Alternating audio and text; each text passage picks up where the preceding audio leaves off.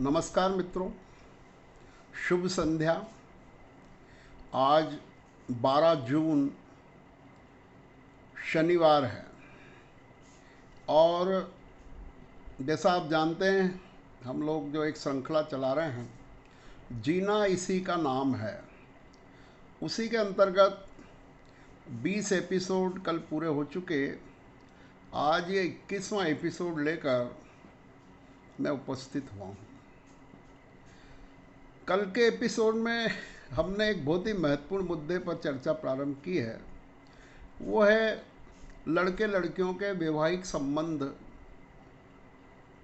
किस बारे में, कि किस प्रकार से इन दिनों हम ये आ, ये समस्या कहो, ये कार्य कहो, इससे हम जूझ रहे हैं।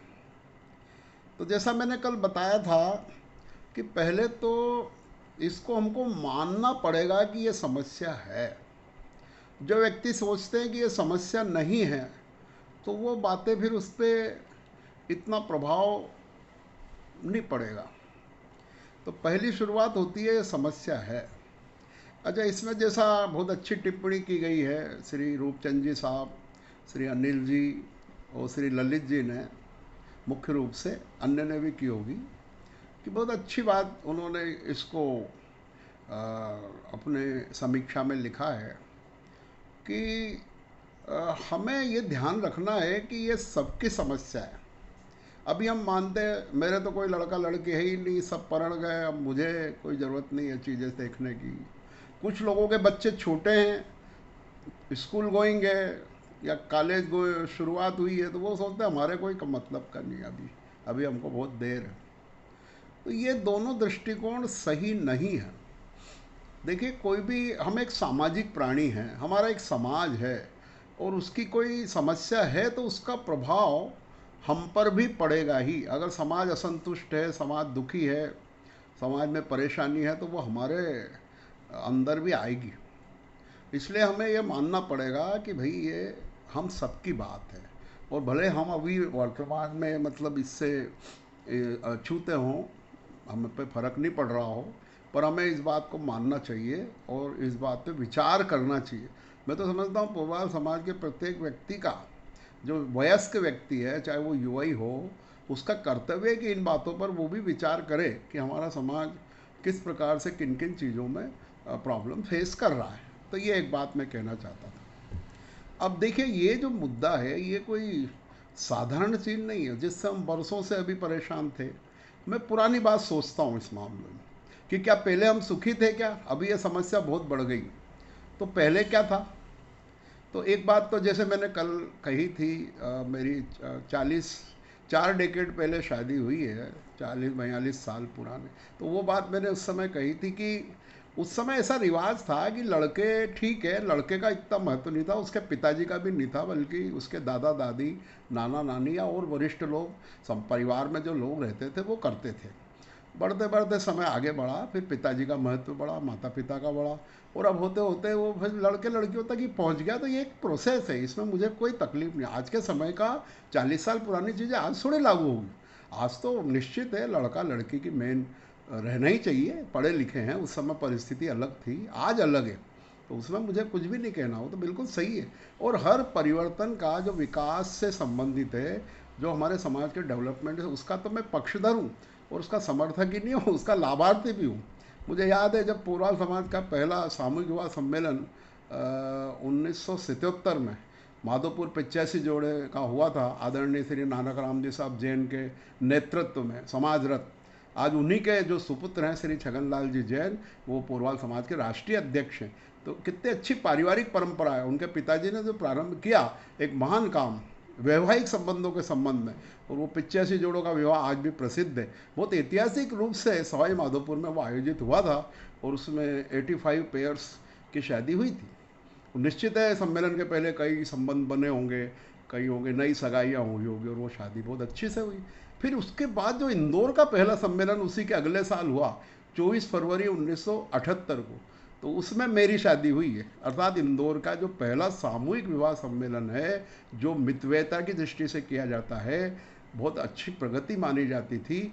उसमें हमारे दादाजी ने कहा, जब लोग आए समाज के कि साहब आपका लड़का है और इसकी सगाई हो चुकी है, तो ये जोड़ा हमको चाहिए। तो मेरे को ऐसा ध्यान है 17-18 जोड़ों का विवाह हुआ था उसमें। उसमें कई मेरे मित्र रहे, परिचित रहे, रिश्तेदार रहे। ऐसे हम 18 लोगों की शादी उस सम्मेलन में, इंदौर के प्रथम सामूहिक विवाह सम्मेलन में हुई। तो मैं खुद उसका मतलब स्वीकृति करता, लाभार्थी जो भी कहे, वो सब हूँ ना मैं। परिवर्तन का तो मैं पक्षधर हूँ। आधुनिक, मैंने तो परसों नरसों ही कहा था, छोड़ो कल की बातें, कल की बात पुरानी, नए दौर में लिखेंगे हम मिलकर नई कहानी। इसका मैं पक्षधर हूँ, आधुनिकता का, परिवर्तन का, पर वो सकारात्मक हो। नकारात्मक परिवर्तन का मैं स्वीकृति नहीं देता हूँ। तो बात ये चल रही थी कि ऐसे सामूहिक हुआ, मेरा शादी हुई और उसमें बहुत कम व्यय में वर और वधु पक्ष को खर्चा आया और बहुत अच्छे से, बहुत शानदार शादी हुई वो। और मैं समझता हूँ कि वो बहुत अच्छा, फिर बहुत चला। फिर तो मैं भी नवयुवक मंडल का मंत्री भी रहा, सामाजिक कार्यकर्ता भी रहा। तो हमने खुद ने वो सम्मेलन करवाया इंदौर में। मेरे छोटे भाई की शादी सम्मेलन में हुई, सामूहिक विवाह सम्मेलन। तो ऐसे करके मतलब वो मैं ये कहना चाहता हूँ कि परिवर्तन का तो होगा, पर अब विचार करते हैं। अब अपनी दूसरी बात शुरू होती है कि हम विचार करते हैं कि पहले क्या था। मुझे ऐसा याद है जब हमारे समय में, समझ लो उसके थोड़े बाद, 10-15 साल बाद तक, 20 साल बाद तक की जो स्थिति थी, उस समय मैं जानता था लड़की वालों को कितनी दर दर की ठोकरें खाना पड़ती थी, कितने पापड़ बेलना पड़ते थे, वो लड़के वाले कितने अकड़ते थे। ये मुझको अच्छी भी, अरे इतने संबंध आ गए हमारे यहाँ, तो अभी देखते हैं। लड़के वाले जवाब नहीं देते थे। लड़के वालों में बहुत, उस समय बहुत कम लोग थे जिनमें घमंड नहीं हो बात। और लड़की वाला मतलब धीरे धीरे क्या हुआ इतना, और मैं समझता पोरवाल समाज ही नहीं, अन्य समाजों में भी, क्योंकि लड़कियों की कमी नहीं थी। तो जो भी लड़की वाला हमेशा अपने आप को नीचा समझता था और बिल्कुल ऑफर देने जाते थे, बार बार मिन्नतें होती थी, रिश्तेदारों से दबाव डलवाते थे। एक एक लड़के के लिए 10-10 रिश्ते आते थे। और मान लो कोई बढ़िया जॉब वाला या करोड़पति हो, लखपति हो, तो उसके तो रिश्तों की कोई गिनती ही नहीं है। ऐसी स्थिति मैंने और हम सब ने देखी। वो स्थिति, लड़की वाले बहुत मतलब उसको हर दृष्टि से दबाया जाता था, पैसे के मामले में, व्यवहार के मामले में। कई बार उसको अपमानित भी होना पड़ता था, ऐसी अकड़ रहती थी लड़की वालों, लड़के वालों में। मतलब वो युग भी है। अब धीरे धीरे क्या हुआ, जब ऐसी परिस्थिति बनी तो धीरे धीरे लड़कियां नहीं चाहने लगे लोग। कई गड़बड़ हुई उसमें बहुत सारी। और लड़कियों के प्रति लोग, यार ये लड़की आएगी तो मैं कैसे करूँगा, बहुत दुख होने लगा लोगों को। धीरे धीरे धीरे धीरे लड़कियों का रेशो कम हो गया। और आज जो हम स्थिति देख रहे हैं, निश्चित है लड़कों की तुलना में लड़कियों की संख्या कम है। और ये नियम था, डिमांड एंड सप्लाई का नियम है एक साधारण।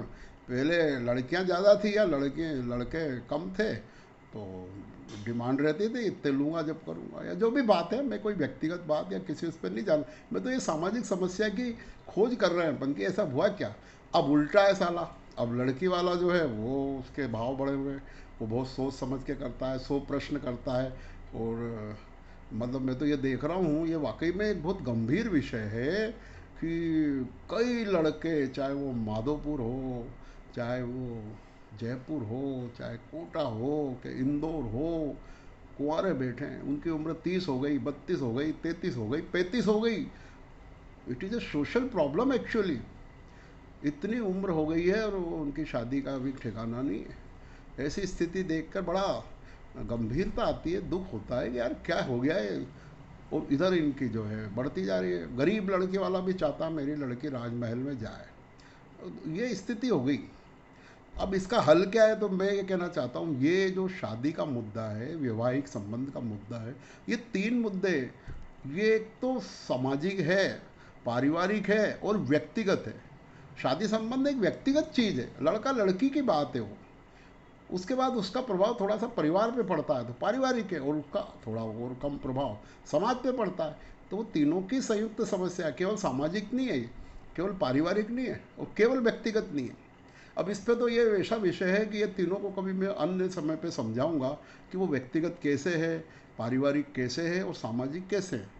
केवल व्यक्तिगत होने से ही नहीं होता, उसका पारिवारिक प्रभाव भी पड़ता है, उसका सामाजिक प्रभाव भी पड़ता है।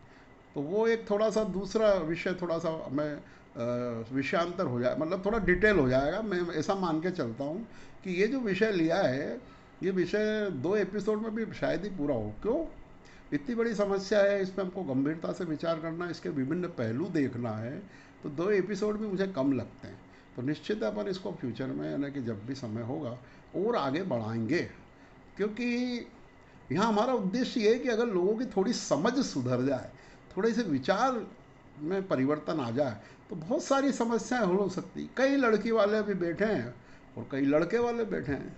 तो मैं चाहता हूँ कि थोड़ा सा अगर आप विचार को परिवर्तित करें, थोड़े नए विचार से चलें, थोड़ी सी रिस्क लें, तो समस्या हल हो सकती। खैर, अभी अपन ये जो बात करेंगे वो ये है कि अभी जो पहला सूत्र अपन पकड़ते हैं, मान लो लड़का या लड़की का, तो हमारी जो सोच क्या है नॉर्मल मालूम है? मैं ऐसे घर में लड़की दूँ, मान लो मैं लड़की वाला हूँ, जो मेरी लड़की राज करे, उसको कम से कम काम करना पड़े, उसको पूरा परिवार अच्छे घर का मिले और सारी सुविधाएं उसके घर में हो। मतलब हम बड़े खुश होते हैं कि हमारी लड़की रानी जैसा राज कर रही है अपने ससुराल में। ऐसा हमारा सोच रहता है कि मेरी लड़की बहुत आराम से रहे। और बहू के बारे में हमारे क्या विचार है? बहू हमको ऐसी मिले जो रात दिन काम करे, नौकरानी जैसी रहे। अब देखिए, एक ही चीज़ में हमारी दृष्टि बदल जाती। बहू हम ऐसे चाहते तो रात दिन घर के सारे काम करे, सबकी सेवा करे और खूब अच्छे से रहे सादगी से। और लड़की हम देना इसी जगह चाहते हैं जो बिल्कुल काम नहीं करे। अब ये क्या सोचा आप? अरे भाई, बहू और बेटी, उसको एक नज़रिए से तो देखो पहले। आपकी बेटी को ऐसी जगह दीजिए, अगर वो वहाँ काम भी करती है, वहाँ कोई मेहनत करके कोई अपना कैरियर बना रही है, अपना परिवार को आगे बढ़ा रही, तो खुश होइए आप। ये थोड़ी है कि वहाँ उसको महारानी बन के रहना, ये कोई बहुत अच्छी बात नहीं है। वो अगर उसके परिवार, और दूसरी उसमें एक चीज़ और होती है, हम लड़की के परिवार में मतलब वो उसको इंटरप्ट भी करते हैं, इंटरफियर भी करते हैं। तू भैया ऐसा कर ले, वैसा कर ले, ऐसा रह जा, वैसा रह जा। अरे जबकि अब हम उसको दे चुके हैं, उसको उस परिवार के अनुसार ढलने दीजिए। उसकी जो परंपराएं हैं, उनके यहाँ जो धर्म है, उनका जो व्यवसाय है, उसको अब आप ज़्यादा डिस्टर्ब मत करिए। उसको वहाँ के अनुसार ढलने में मदद करिए। हम चाहते हैं हमारे अनुसार ही वहाँ भी रहे। ऐसा नहीं होता। आपकी जो माता पिता हो, उसकी जो दादागिरी है, वो ससुराल में नहीं चलना चाहिए। यानी कहने मतलब उसको उसके अनुसार वहाँ ढलने दो, अपने पति के अनुसार, अपने सास ससुर के अनुसार, अपने देवर जेठ के अनुसार उस लड़की को ढलने में मदद करिए, न कि आप अपने परंपराओं को वहाँ लादने की कोशिश करें। ऐसे ही बहू, अब बहू है आपकी बहू, अब हम मान लो लड़के वाले हैं। अब लड़के वाले में हमारी अपेक्षा ऐसी हो जाती है कि बिल्कुल गऊ बहू आए और बहुत सारे काम आज्ञानुसार करे और बिल्कुल रात दिन मेहनत करके हमारी सेवा करे। क्यों भैया? उनके माता पिता ने भी उनको खूब घर पे आराम करो, हम लड़कियों को काम ही नहीं करने देते घर पे। अरे भैया, उसको सिखाते नहीं है, उसको मेहनत करना नहीं बताते। तो वो जब ससुराल जाती है तो एकदम उसमें काम का बोझ आ जाता, तो उसकी प्रैक्टिस कम रहती है। तो मैं दूसरी बात कह रहा हूँ कि अगर वो अब बहू आ गई, तो अब आपकी क्या अपेक्षा होगी कि सब कुछ हमारे अनुसार एक दिन में ही कर दे? अरे भाई, वो एक परिवार से आई है, दूसरे परिवार से आई है, वहाँ का माहौल, वातावरण, आर्थिक स्थिति अलग है। उसको आपके अनुसार धीरे धीरे ढालिए। वो बहू है आपकी, उसको काय वो उसको इतना ज़्यादा आप अपेक्षा करते हैं। धीरे धीरे उसको पॉजिटिव में लेते हुए उसके अनुसार उसको अपने अनुसार बनाइए। ये बात मैं क्यों कह रहा हूँ? मैं ये बात अभी तो ये शादी के बाद की बात हो गई, पर वो इसलिए बता रहा हूँ कि हमारा जो सोच है कि हम बिल्कुल ऐसी जगह से लड़की लाएं या ऐसी जगह लड़की दें, वो जो हमारा सोच है उसको मैं बदलना चाहता हूँ कि भाई ऐसा मत करो। आप देखो कि आपके अनुसार अगर अच्छा परिवार है, लोग कहते हैं जॉइंट फैमिली, बड़ा फैमिली में नहीं देंगे। अरे जॉइंट फैमिली में क्या अपने लाभ हैं? आपने अभी देखा कोरोना काल में कितना संकट आया लोगों पे, तो जॉइंट फैमिली में देने में कितनी सुरक्षा रहती है उसको। तो वो भी लोगों को नेगेटिव लगता है कि ये तो ज़्यादा परिवार है बड़ा भाई, तो वो ऐसा सही नहीं है।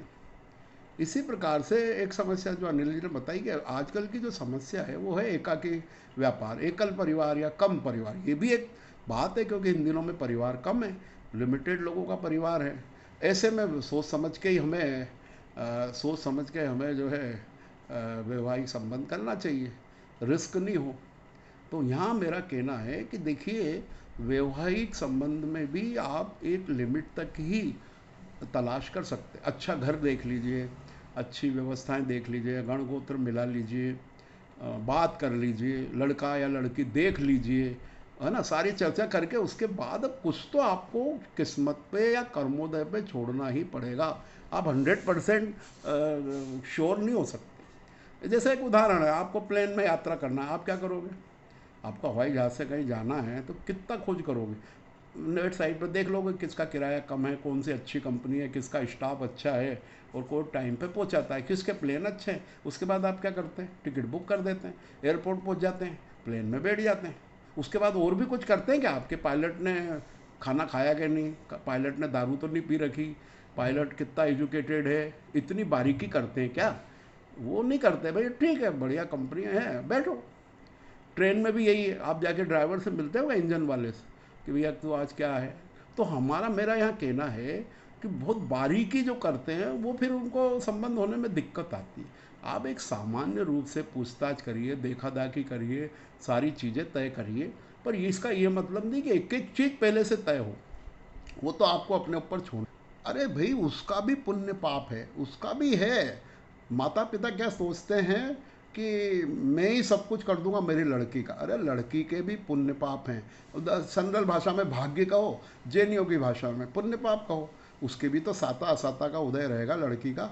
लड़की के असाता का उदय तो माँ बाप कुछ नहीं कर पाए, और लड़की का अगर साता का उदय है, सब चीज़ें बढ़िया हो जाएगी।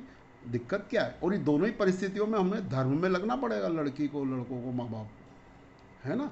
ऐसे ऐसे ही लड़के का भी तो पुण्य पाप है ना। आपके जो पुत्र हैं जिसकी आप विवाह करना चाह रहे हो, उसका भी तो पाप पुण्य रहता है, कर्मोदय रहते हैं। कर्म पे अगर आपको विश्वास है तो आप सामान्य पूछताछ कर करा के शादी कर सकते हैं, इतनी बारीकी पे नहीं जाएंगे।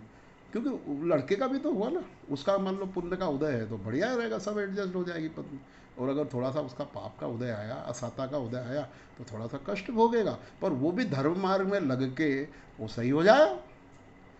तो थोड़ा सा आप सारे माँ बाप से मैं कहना चाहता हूँ, उसके पूरे नियंता मत बनिए, उनके ऊपर भी छोड़िए। और इस प्रकार से आप जो है चीज़ों को सोचोगे तो बहुत अच्छे से होगा काम। क्योंकि मैं देख रहा हूँ ऐसा नहीं है, किसी के हाथ में नहीं है। आज भी जो है सलमान खान कुंवारे हैं, राहुल गांधी कुंवारे हैं, क्या करेगा, ठीक है, जब भी होएगी जब हो जाएगी, उसमें क्या है। अमिताभ बच्चन है, अब मैं ये कहना चाहता हूँ, उनकी शादी कोई लड़का लड़की के पसंद की नहीं है, माँ बाप, माँ पिताजी के कहने से करिए। क्या घटना क्या थी? अरे घटना ये थी कि एक फिल्म का जंजीर वगैरह पिक्चर शायद बन चुकी थी, और उसके बाद उनको लंदन जाना था। तो उसकी हीरोइन जया भादुड़ी ही थी। तो वो बोले कि हम 10 दिन के लिए लंदन जा रहे हैं। तो पिताजी ने कहा कौन कौन जा रहा है? बोले ये हीरोइन भी जाएगी, हम जाएंगे। उन्होंने कहा देख भैया, मैं जब जाने दूंगा लंदन तेरे को, जब उससे तू शादी करेगा तो जाने दूंगा। तो ऐसे ताबड़तोड़ शादी हुई अमिताभ बच्चन की, ऐसे थोड़ी कोई बहुत प्लानिंग करके हुई हो। उन्होंने कहा तो मैं जानने देता हूँ तेरे को। तो अमिताभ ने कहा ठीक है, पिताजी कह ही रहे, और यूँ भी जया भादुड़ी जी ठीक है, हीरोइन है ही, उन्होंने शादी कर ली। और आज देखो इतने साल हो गए, क्या दिक्कत क्या है? वो जिन्होंने खूब सोच सोच के की थी लड़के लड़कियों ने, आज ही देख लो आप। नुसरत क्या, नुसरत खां है, कौन है वो, पश्चिमी बंगाल की, उसका और निखिल जैन खूब मन से शादी करी, तुर्की में जाके डेस्टिनेशन वेडिंग दिया, और आज तलाक की नौबत आ गई है उनकी। बहुत भयंकर माहौल चल रहा है वर्तमान में, खूब पेपरबाजी हो रही है। तो मैं ये कहना चाहता हूँ कि ऐसा नहीं है कि लड़का लड़की खुद ध्यान नहीं दे, पर भैया सबका अपना अपना महत्व है। लड़के का 50% रखो, 25% जो है उनके माता पिता का रखो, और 25% आप परिवार का रखो। अच्छा रहेगा कि हाँ भाई ऐसी जगह शादी करी। तो ऐसे करके इस चीज़ों को हम हल कर सकते हैं। और भी बहुत सी बातें हैं, मैंने कहा ना कि इस विषय को अपन आगे भी करते रहेंगे। पर मेरा ये कहना है कि इसको जो है पारिवारिक, सामाजिक और व्यक्तिगत कार्य मानते हुए हल करेंगे तो बहुत अच्छा रहेगा। बहुत बहुत धन्यवाद। कल देखते हैं क्या है। Thank you.